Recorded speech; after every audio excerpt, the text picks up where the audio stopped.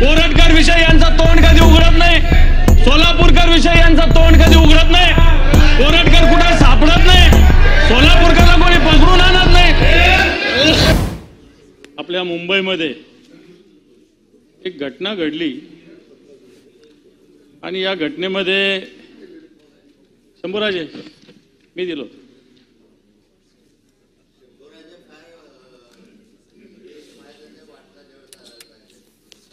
आणि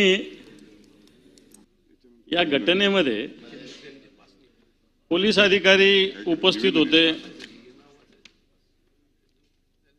पोलीस अधिकारी उपस्थित असताना एक अंधेरीला एक स्टुडिओ आहे, या स्टुडिओवर काही लोकांनी हल्ला केला। सभापती महोदय, उद्या आणि परवा आपण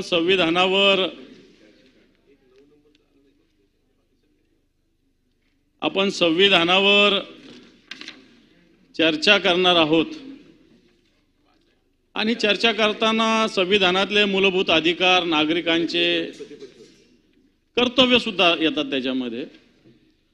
असं असताना एक कॉमेडियन आहे, कोण काय कामरा, तर मला तर आजच कळाला, तो कुणाल कामरा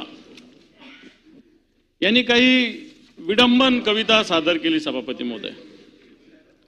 आता कॉमेडियन असे विडंबन सादर करत असतात आणि असं असताना ज्या पद्धतीने सत्ताधारी पक्षाच्याच कार्यकर्त्यांनी तोडफोड केली, तोडफोड करत असताना या कार्यकर्त्यांनी कधी कोरटकर कधी काय बोलला त्याच्यावर रिॲक्शन कधी दिली नाही, सोलापूरकर कधी काय बोलला त्याच्यावर रिॲक्शन दिली नाही।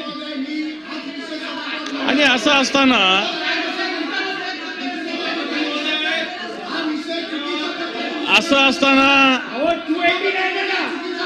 सभापती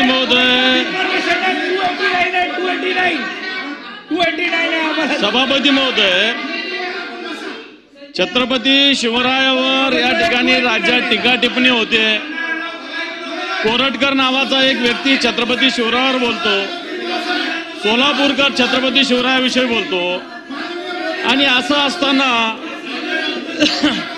एक विडंबन कविता करणाऱ्या माणसाचा स्टुडिओ अशा पद्धतीनं तोडफोड करणं आणि प्रत्यक्ष पोलीस अधिकाऱ्यांच्या उपस्थितीमध्ये सभापती अशा गोष्टी घडलेल्या आहे आणि राज्याचे मुख्यमंत्री म्हणतात माफी मागितली पाहिजे या कॉमेडियननी। मला असं वाटतं अभिव्यक्ती स्वातंत्र्याचा हा अधिकार हे राज्य सरकार हिरावून घेतं का?